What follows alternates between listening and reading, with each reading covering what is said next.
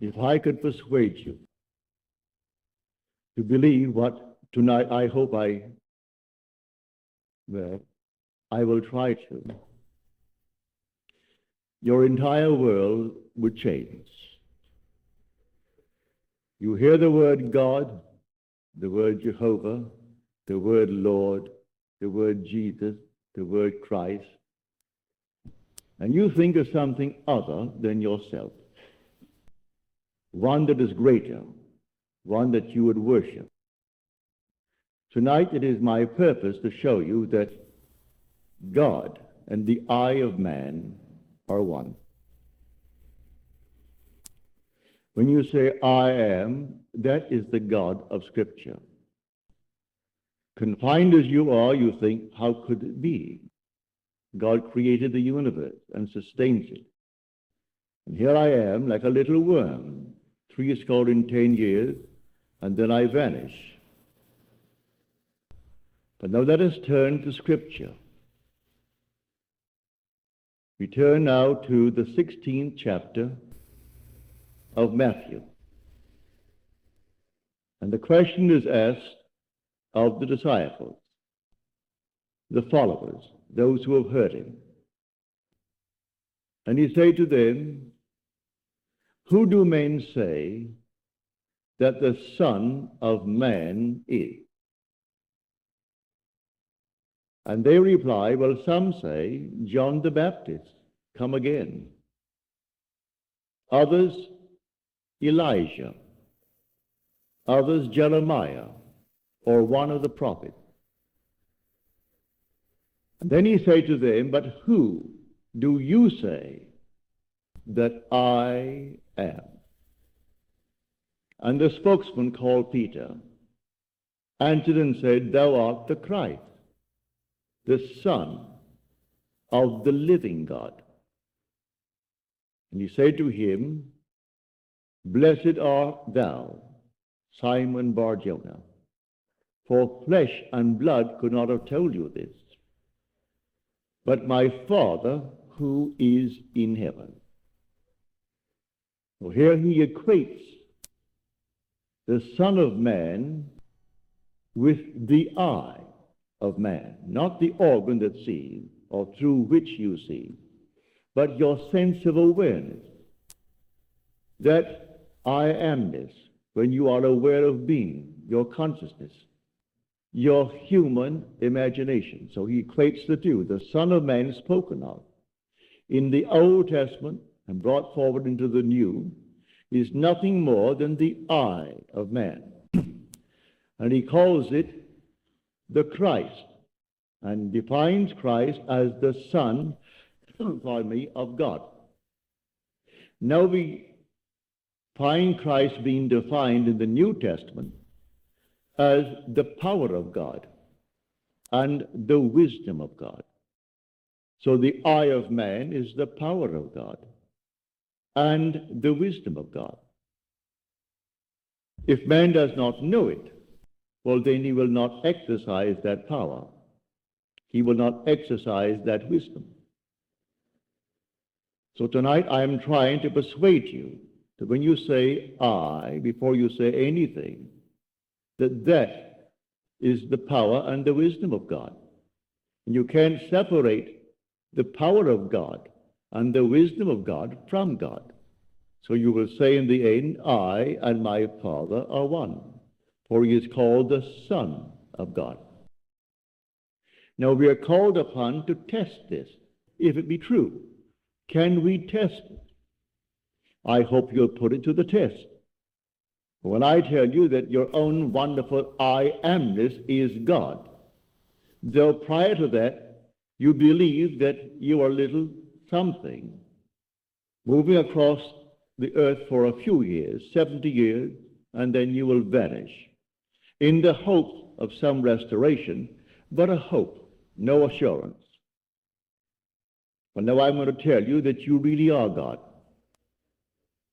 Your own wonderful consciousness, your human imagination, that is the God of Scripture. And there is no other God. Imprisoned as you are in these bodies of flesh, You did it for a purpose. Now let us see what it tells us about this Son of Man that is now equated with the I of man.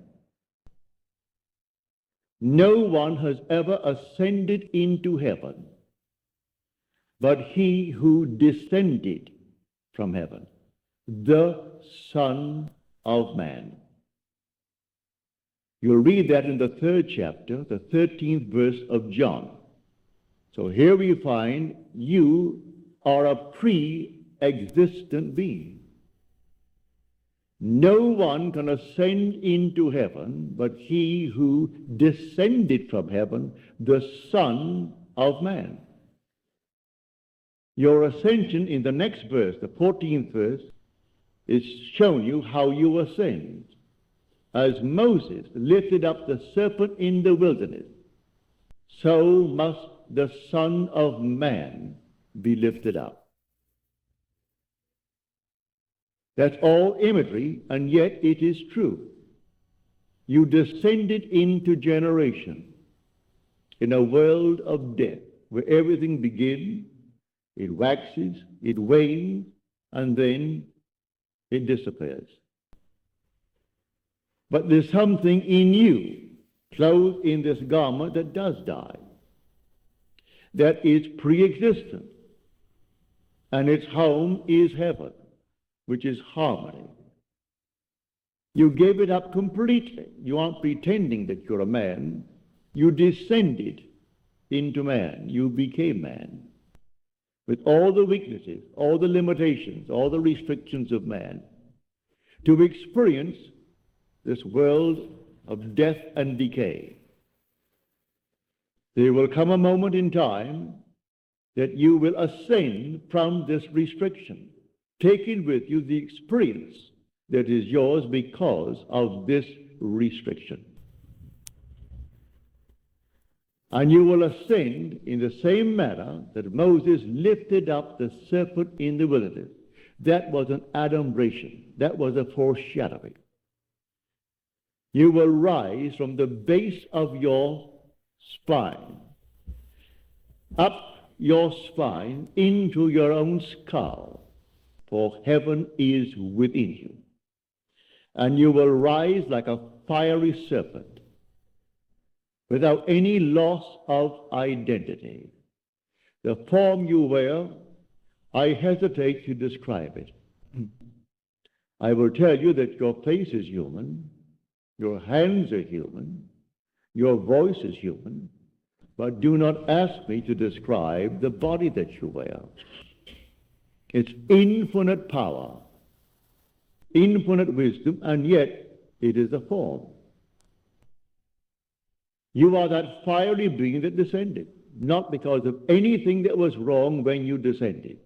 The fall is not because of any mistake on our part. It's a predetermined plan to come down into the world of death and decay and overcome it.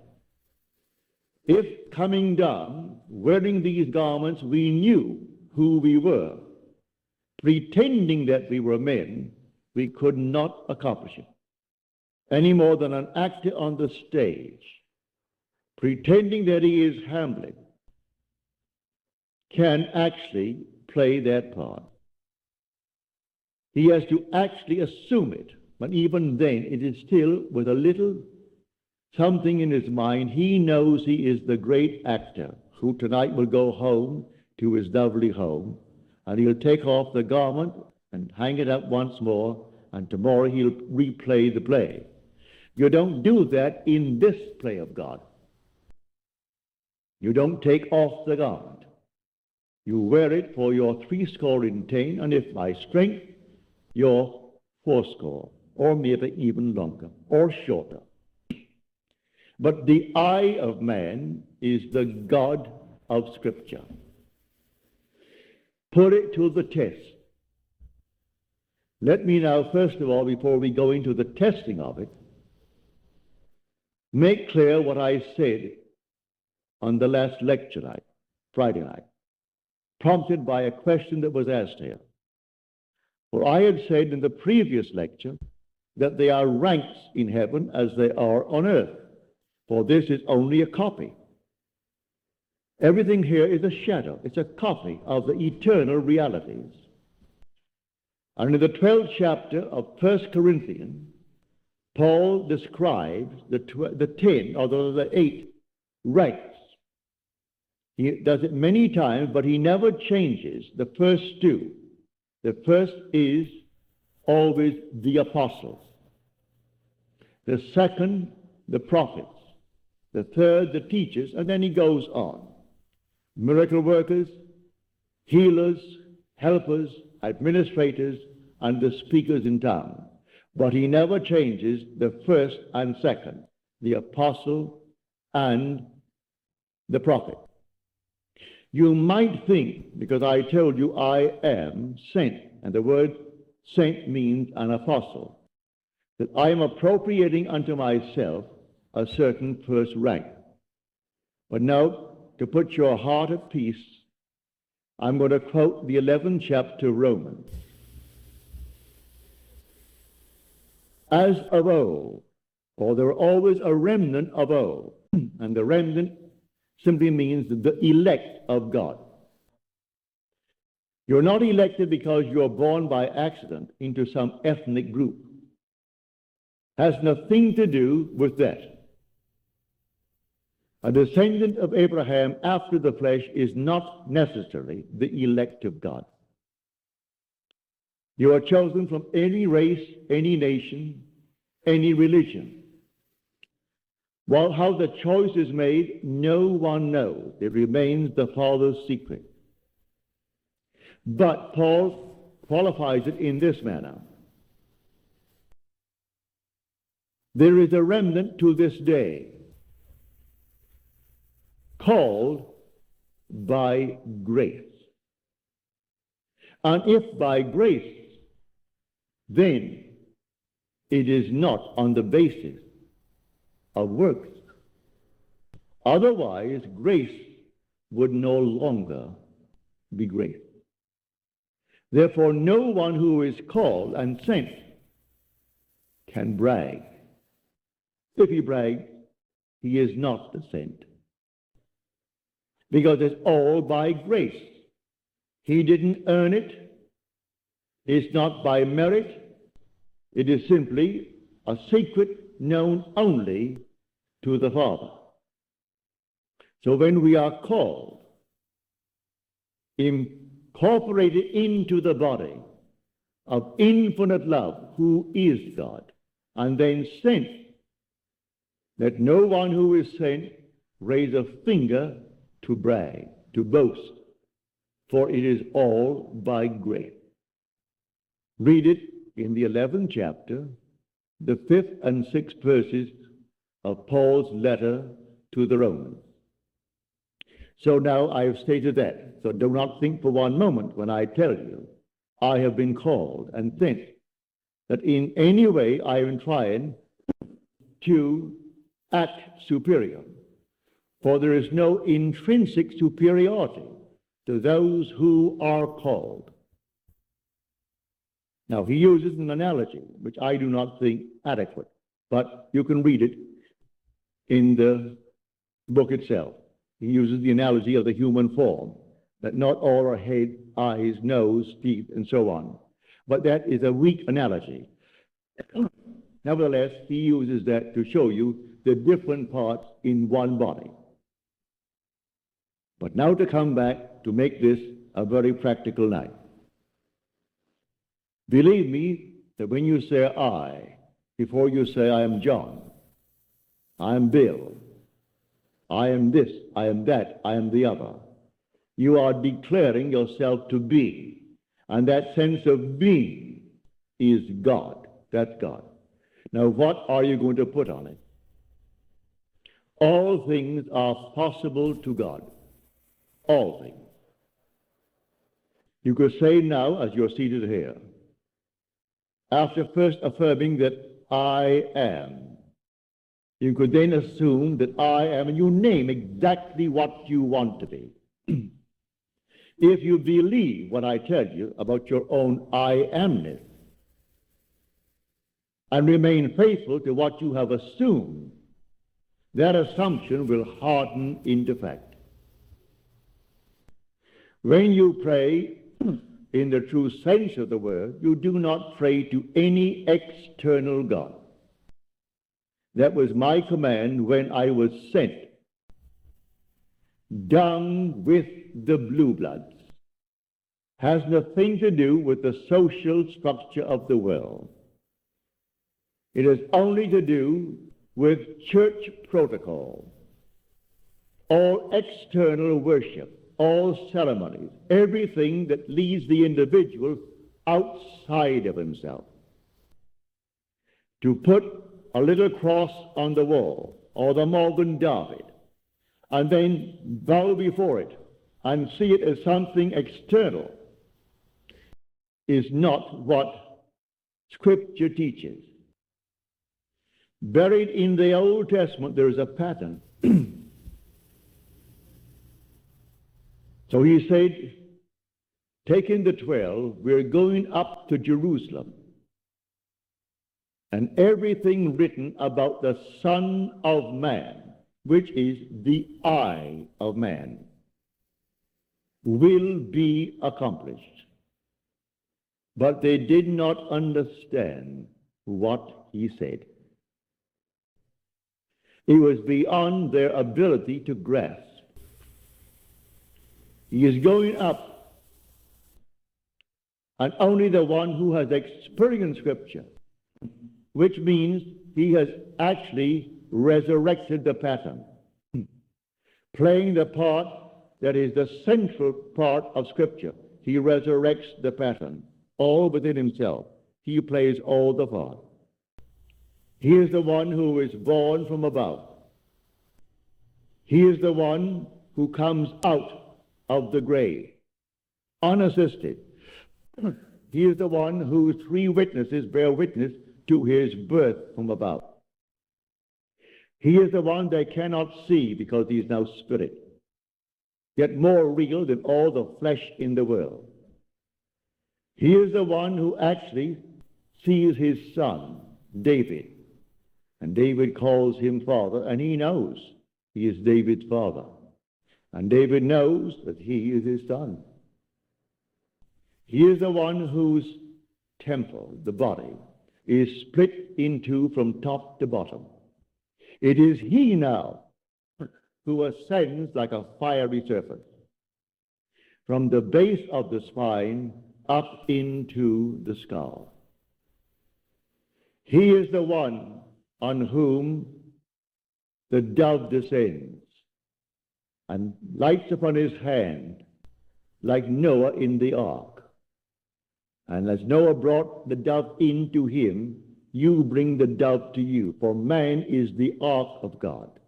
And as the ark contains all things within itself, pardon me, man contains within himself all things. Everything he creates from within himself.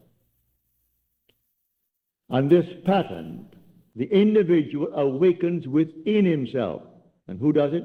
The eye of man. And that is God. Now tonight you can test it, as you're called upon to test it. Test yourselves and see. Do you not realize that Jesus Christ is in you? Unless, of course, you fail to meet the test. Examine yourselves to see whether you are holding to the faith. What faith? To have someone tell me that I am a Christian, or I'm a Jew, or a Mohammedan, and holding to that faith that they talk about? No. The faith that I'm talking about tonight, that your own wonderful I amness is God. Test it to see if you're holding to that faith. If you're holding to that faith and all things are possible to God, you should be able to prove it in the testing. She's not here tonight. She promised she would write me a letter, having told me the story on Friday. But I know she finds it difficult to express herself in writing. She can paint and paint and paint and do all kinds of lovely things in painting, drawing. And when I say to her, please write it that I may tell it to my audience before I close, but I have no future plans after I close on the 29th. So I would like to share your experience with them, to encourage everyone in this world to do what you did. Well, the letter didn't come. I can see her struggling over one page and rubbing out a line because she didn't spell the word correctly and going over the next one. But she can take a piece of canvas, a piece of paper, and do miracles with it. But because she's restricted in writing a letter, she didn't send the letter. But the essence is this.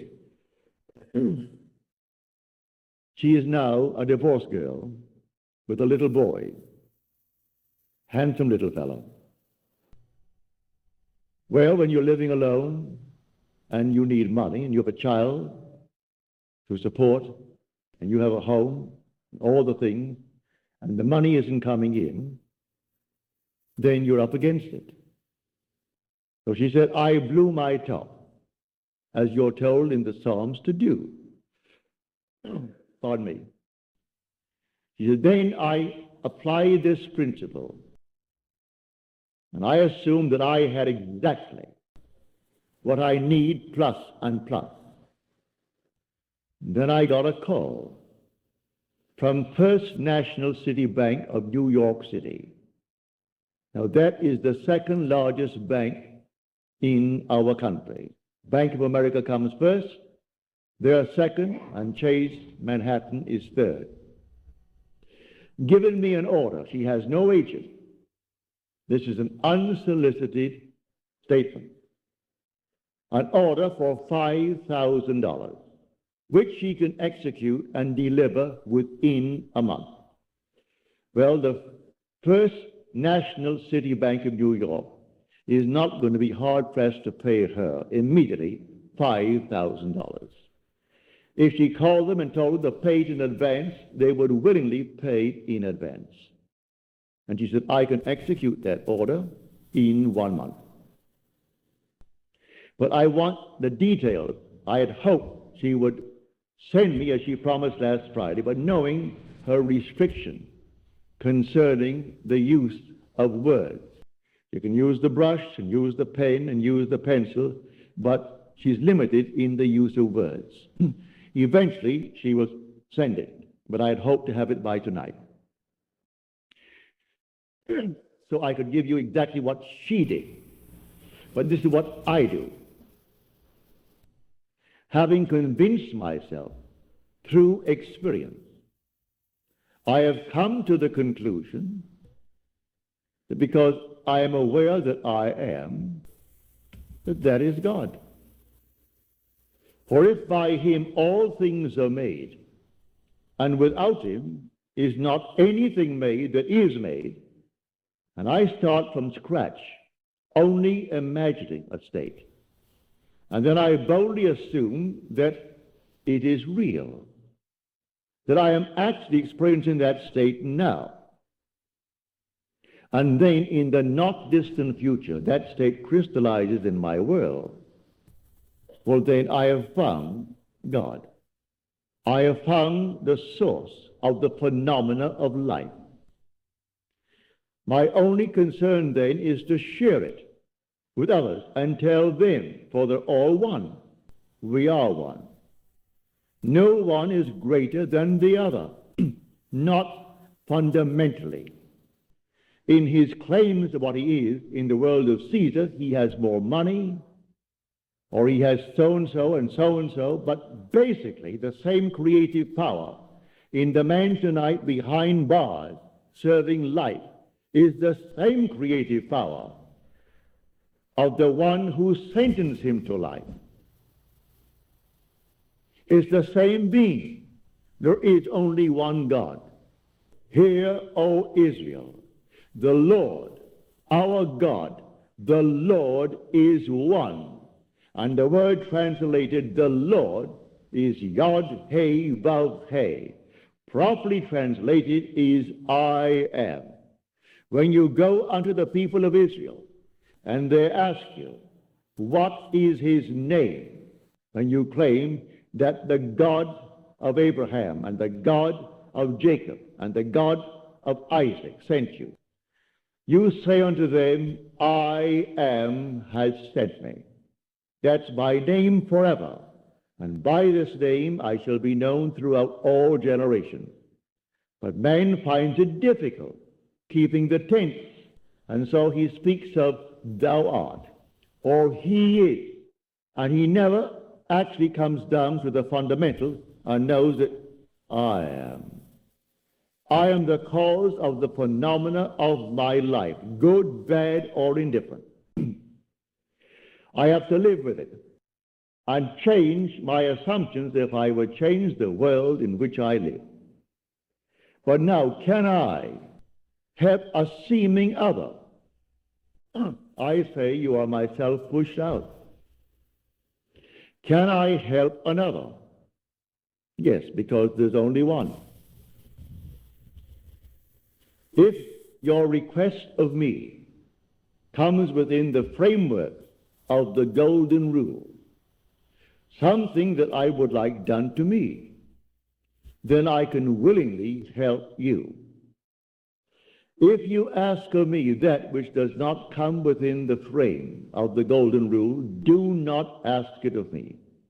I grant you complete freedom to go elsewhere and go to anyone who will tell you they can do it in spite of what he said. Go ahead. But if anyone asks of me any request, all that I do is this. It's so simple. We are told in Scripture, whatever we ask of him, knowing that he hears it, it shall be done for us, if we know he hears it. Well, can you imagine you seated here on the surface of your being, a rational being, knowing something that the depth of your own being that encompasses you doesn't know? So you know, and you think, well, he doesn't know. Well, read that in the story of Ezekiel. You'll read it in the 38th chapter. And these are the elders of Israel that went into the dark room. And they are carving on the walls all gruesome things. And they said within themselves, the Lord does not see us. And the Lord is speaking to his prophet Ezekiel. And he said, the elders of Israel say that I do not see them. And watch what they're doing, making all these abominable things within the great cavern. They will all reap them, because I see everything that the elders of Israel see. But they think because it's dark and it's a cavern, no one knows what he is doing. That God doesn't know it. I have said time and again, there is no fiction in this world. You might have heard the story, and you read the story, concerning the seajacking of the Queen Elizabeth. You might have read the article in Time that some girl at Hunter College wrote that story in detail. And she was so shy, when it came to the point to be read, she could not read it. She's a shy, sweet lady with a gift of writing. She wrote that in detail, including those who seemingly participated, a terminal case in cancer, and one who is running away from the law, who has not a thing to gain, and therefore is quite willing to blow the Queen Elizabeth with 2,200 souls aboard. And everything is completely in detail in her fictional story. If imagining creates reality, there is no fiction. So someone expressed her thought.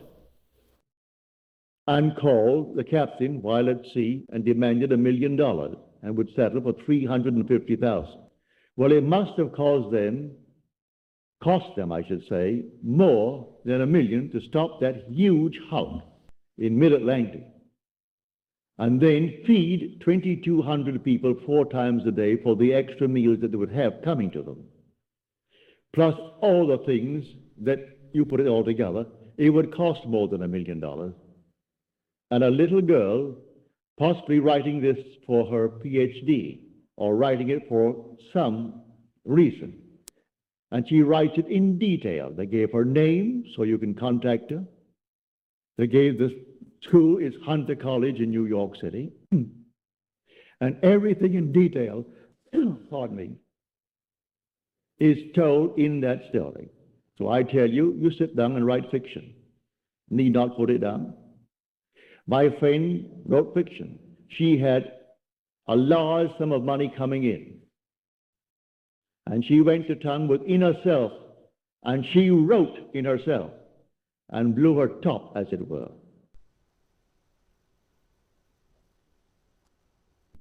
Thank you, Harry. Thank you. Didn't drink enough tonight.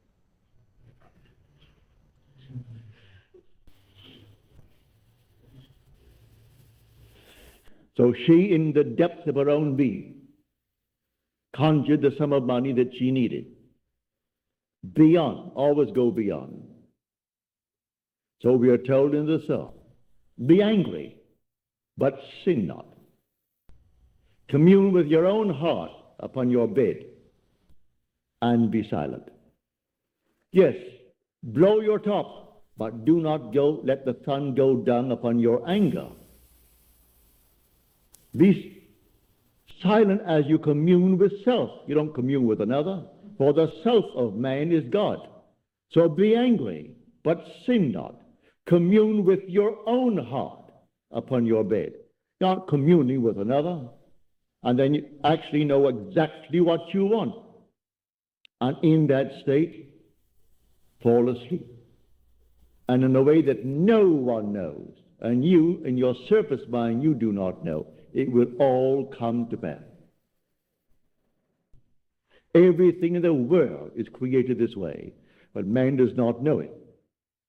Who knows tonight who is treading the winepress that is going to cause a change of mind in tomorrow's world? But when they do it, they are intense in the doing it. If you are lukewarm, you're told in Scripture, I'll spew you out. Would that you're either hot or cold, but because that you are lukewarm, I will spew you out. You can't do anything if you're lukewarm. You must be intense about it. You want to be rich? All right, can be rich. You want to be known? You can be known. No matter what you want, but you must be intense about it. And then commune with your own heart upon your bed, and then let it drop. You'll read that in the 4th Psalm, the Psalm of David. So I say to everyone here, believe me, your own wonderful I amness, your consciousness, your wonderful human imagination, that is God. And all that you behold, though it appears without, it is within, in your imagination, of which this world of mortality is but a shadow. So you can change the shadow if you change the object, for you are the light. He said, I am the light of the world. Change the object that you're holding within yourself and identifying yourself with it. Change that object, you're lighting up, and you'll cast a new shadow upon the world. So you say, I am, and you name it. And then you say, I am unemployed. No, I am gainfully employed, making more than I've ever made before. Don't ask yourself how, why, and through whom. That is not your conscious reasoning mind's concern. If you take the intellectual background, the educational background of those who are making top money in the theatrical world, I doubt that they could pass any college examination. I don't think they could pass any entrance examination to college. Yet they're making $1 million, $2 $2 million a year. Do you think Bob Hope could pass today's examination for entrance into college? Well, all of his material is written for him anyway. Can't even write that. But he has millions, all right, because that's how he dreamt. May I tell you? I know the background of the man. A friend of mine who is now gone from this world played in vaudeville with him, and he would borrow from my friend every week a sum of money because he had to go to that post office and buy a postal money order and send to his bank. He borrowed money that was interest-free because he was sending in money that was not interest-free. He had to send a certain sum of money every week, and he would send it into his account and borrow from my friend Harry Webb, who had a band, and they played together. Not in the same act. Harry had his own act. He has a small band.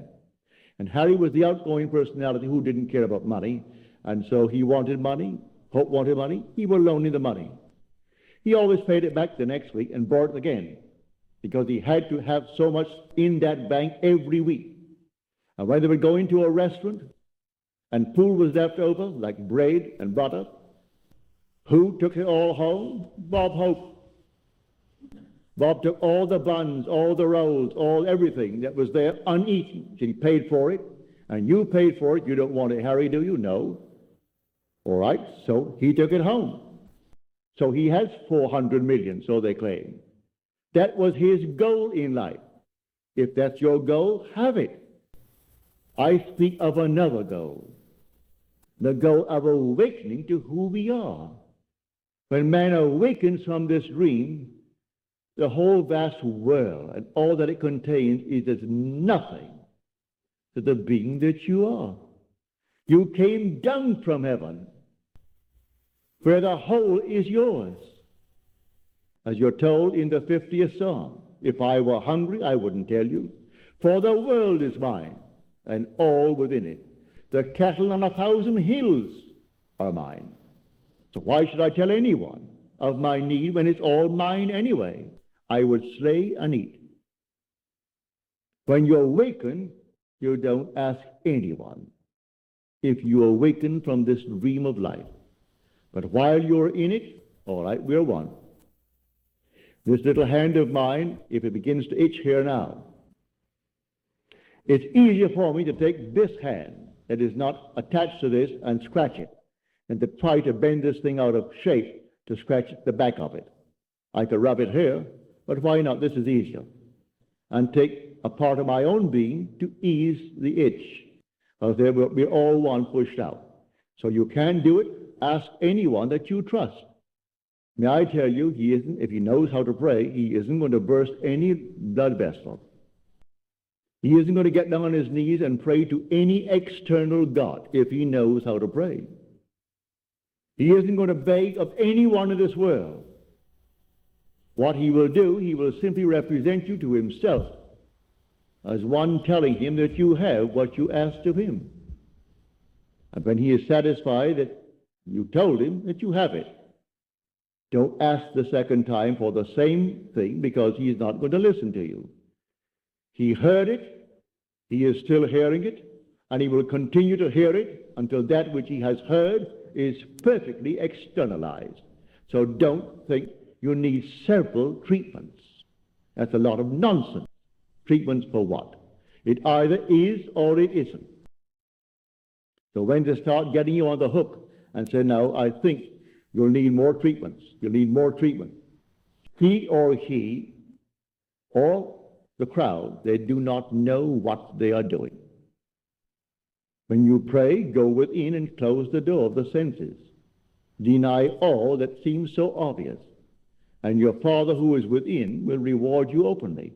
But commune with self, for you and the Father are one. So you commune with self. And what does he tell you? Exactly what was asked of you. He heard it, and he has all the ways and means that you on the surface of your being know not of. He will do it. You can ask anything of one if it comes within the framework of his code of ethics. Don't ask anyone who knows how to pray something that does not come within his golden rule. Do unto others as you would have them do unto you. Just as simple as that. And most of the requests would come within that rule. And so you simply hear it. And then you drop it completely. And in the depths of your own being, you're still hearing it. And the Father knows all means, all ways. And so he singles out the best way to externalize it. Here in New York City, many years ago, this lady, a lady of considerable means, she left her home in New York City and went off to Paris with her 2 children, leaving her home and her maid. Before she returned, the maid took all of her furniture and took it away. When she returned, the apartment was there. Rent was paid every month. But there was no furniture, not a thing in it. She employed a private agency, told the police department, told all the authorities in New York City, and plus her private agency. At the end of a few months, they did not turn up one thing concerning that stolen property. She came to see me. I said, all right, you're seated there and I'm seated here in my apartment, aren't we? Now, you are not seated in my apartment. You are seated right now. Close your eyes. You're seated in your own apartment. And you had a grand piano? She said, no, I had a piano, but it wasn't a concert grand. It was grand, but not a concert grand. And on it, I had my pictures of my 2 children. And I had pictures of the wall. And she told me what they were. And the furniture, I said, all right, refurnish that place as you left it. You have a memory. She did. Now, when I stopped talking, it's because you have refurnished that place to me. Now you're going to go in, and you aren't going to see your apartment from my apartment. You're in your apartment. And you can feel your chair, and get off your chair and feel the piano, and see the children, the pictures of the children, and that's what you're going to do. She agreed she would do it. And then we simply broke the spell. What did it take? 2 minutes? 3 minutes? That week, she went to her bank on Madison Avenue. As she was coming out of the bank, she had a past history of a little mental state where she was put away for a while because she needed psychiatric treatment. And the bars on this window reminded her of her past history and therefore addled her for a while. So she came onto Madison Avenue and turned south instead of turning north, where she should have. When she discovered her mistake, she was at the end of the block. When she got there and discovered her mistake, she looked down, and 2 very familiar ankles were standing right before her. She came up to the face, that's her maid. And the maid spotted it and started to scream. She went over to the maid and grabbed her before the light changed and hailed the oncoming taxi and said, you're taking me right now. And the maid, who could have killed her, she was so big and strong, was so reduced to impotency because of the discovery. And the maid took her to the place where she had stored that furniture. She said, I'm not bringing action against you. I want my furniture. And she got it back into her own apartment within the week. A seeming mistake was the way the Father laid her. All I ask is to go to the end. If I go to the end and give thanks to the end and for the end, it's done. Now let the one in the depths of my own being devise the best means to take me to that end. The end is where I start. The end is my beginning.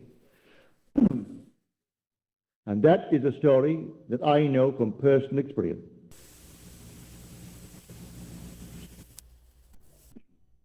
So do not attempt to devise the means and tell the one that you asked to pray for you how it should be done. He will lose all interest and turn his back and say, go elsewhere. You don't go into a doctor's office and tell him what he should do. If you go to him because you trust him, well then you either got to trust him and continue, or you're going to leave him. Well, if you go to someone that you really believe who knows how to pray, don't tell him how to do it and what means should be employed in order to do it. He is going to go to the end if he knows how to pray. The end is where we begin. In my end is my beginning. And we're always ahead of our evidence. So I go to the end. I see the whole thing done, and then drop it. Then let it happen in my world. So to come back, the I within you now, when you say I, no matter how little you have thought yourself so far, may I tell you, you are the infinite God. And when the story of Jesus Christ repeats itself within you, you will know it's all I. No one called Jesus is going to appear. He is not going to push any stone away from you when you come out of that tomb. And then you'll know the words of John.